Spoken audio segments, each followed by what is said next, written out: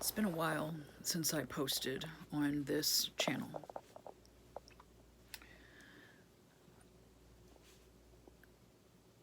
And had a lot happen since I last posted on this channel. My life has quite literally come full circle in some ways. Two ways specifically. One is bringing me back to the mountains of Appalachia, where I grew up, as my permanent home. And the second is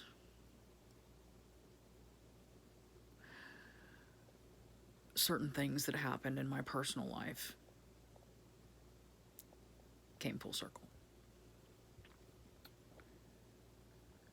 But I wanted to talk about Meniere's disease.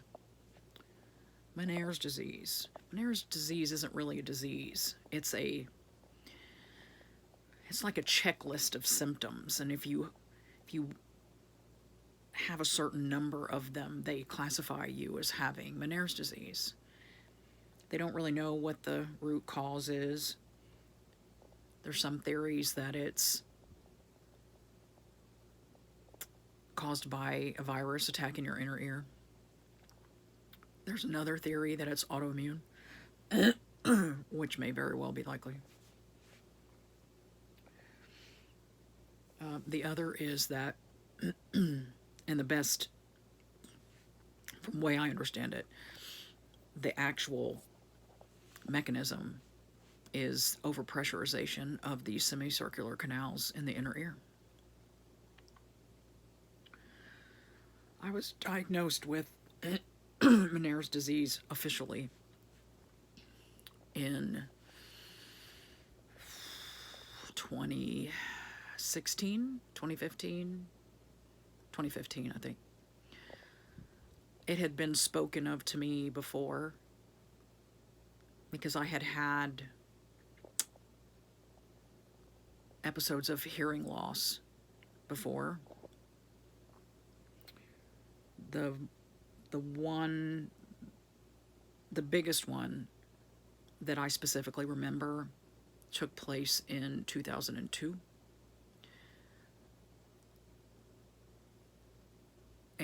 But I don't remember having tinnitus with that. I just remember having hearing loss. And I don't remember being dizzy. I just remember having hearing loss. And it was right at a time of pretty intense personal turmoil involving my mother. I also lost quite a bit of weight during that time also. I remember crying a lot. I remember being very anxious. I had 2 little kids at that time though, so a lot of my focus was on them at the time and on managing my mother. I wasn't really that concerned with me. I just coped. And eventually, the situation with my mother kind of resolved itself, and then my hearing came back. And my mental state got better. But since then, the flare-ups began in 2015. I started having vertigo. I have a lot of noise in my head. Just to cut to the chase,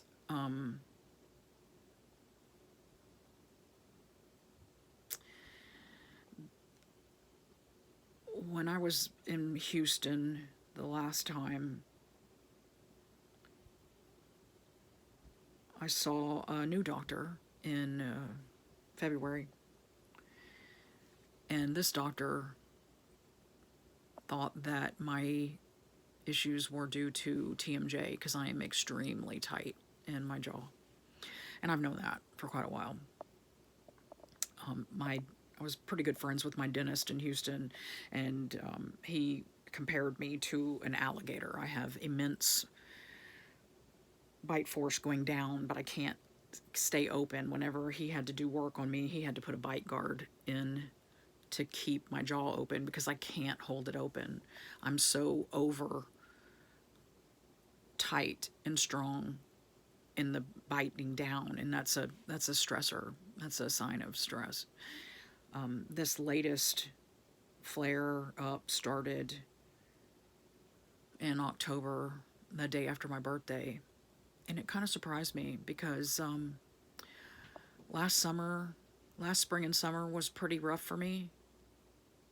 The year of 22, and I didn't have any major issues with my my hearing and my equilibrium. There was a few times that I could tell I had eaten too much salt, and that was about it. And I just, drank a lot of water and went and sat out in the sun. So it surprised me when the day after my birthday, a new flare-up began, because at that point in time, I was incredibly happy. I was incredibly happy. And I thought, well, maybe it's a delayed reaction. That's known to happen. Physiological effects of psychological stress can show up after the fact. And so I thought maybe it was that. And quite probably, maybe it was. But fast forward, I returned to Houston briefly the end of January, and I left on April the 3rd or the 4th. I can't say specifically without looking at a calendar. I'm not going to get into the why of that. I have a whole nother YouTube channel that's just about that, but I'm not going to link it here. If you want to find that, you're going to have to find it on your own. But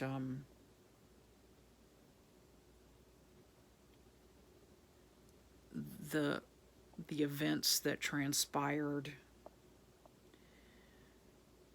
the last week of March were incredibly traumatic for me. And my particular issue, whatever its cause, whether it's Meniere's disease, whether it's TMJ, went to a whole new level.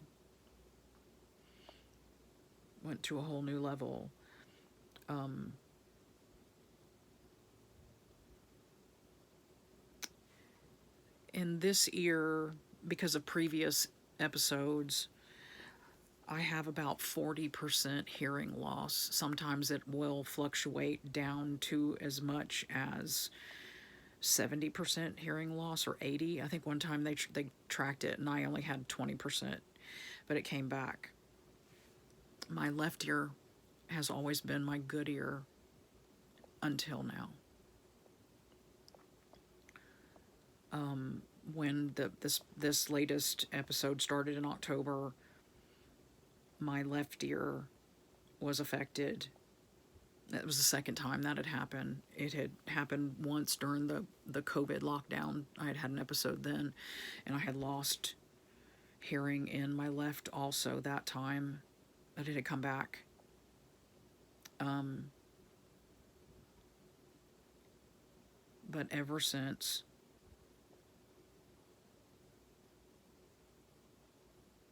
the beginning of April.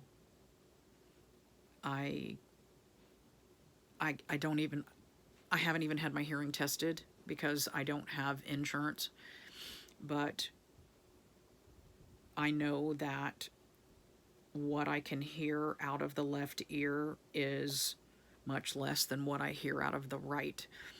So I can approximate that I probably have somewhere between 50 to 70% hearing loss in the left ear now. And the right one has been fluctuating. It just depends on the day. And to go along with all of it is the constant noise in my, it's phantom noise, the tinnitus.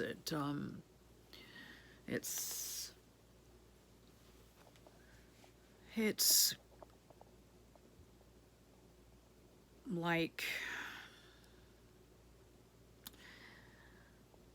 standing outside on the tarmac near a passenger jet, like one of those, like sometimes when you get those cheap flights and they don't have the tunnel thing that you walk into the plane, that you actually have to walk out on the tarmac and climb up a set of stairs. Except I'm behind the engines, not in front of them, without ear protection, all the time. All the time. Never stops. Never stops.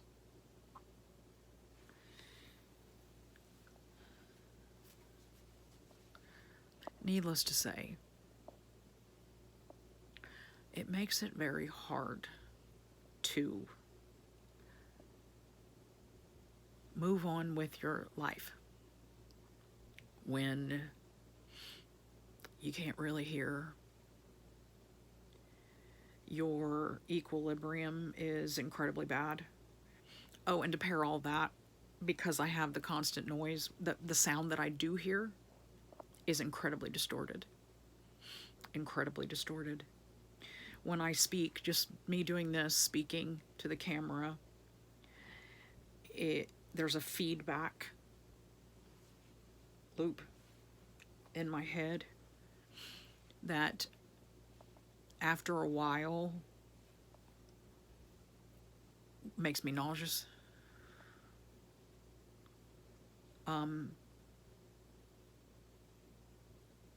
Makes me panic. I wear this a lot because when I go into the kitchen, we have a window air conditioner unit here, and it rattles, and that noise is physically painful. It's almost physically painful. Clinking dishes together in the sink, flushing the toilet.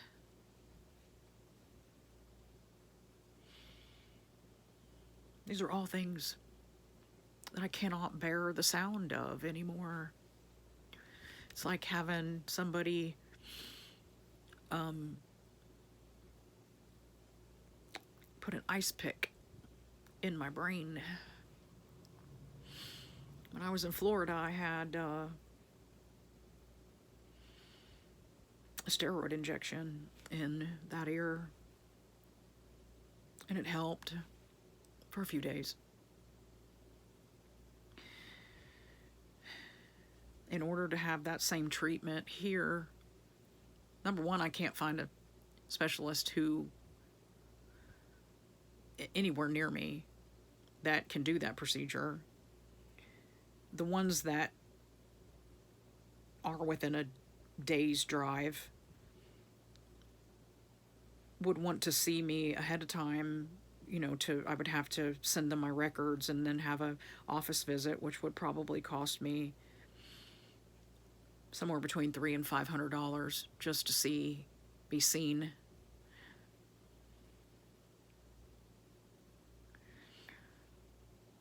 So I just cope as best I can, which isn't very well. I'll just be honest, it's not very well.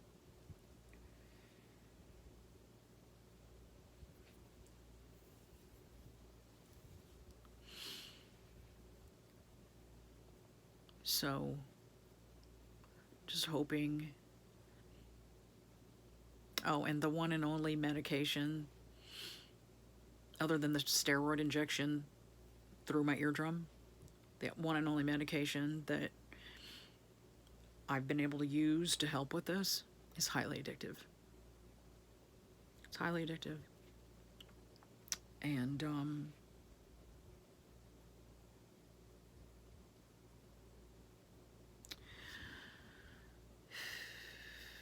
the medical professionals who I am working with right now really don't want me taking it, so I don't take it.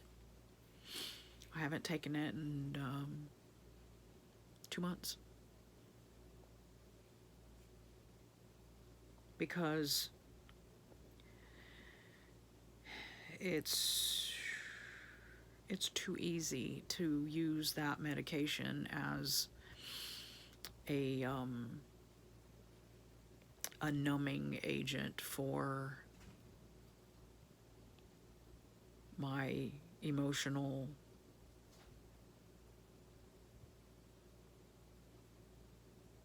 trials that I'm going through right now because of what happened back in March. So,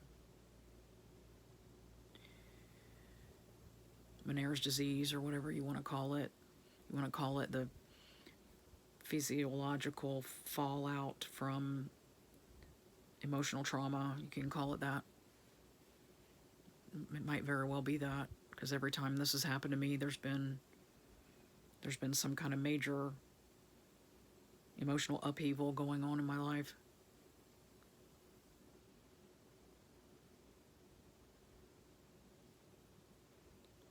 And that's where it stands right now, folks. I just try to stay quiet and as calm as I can. So,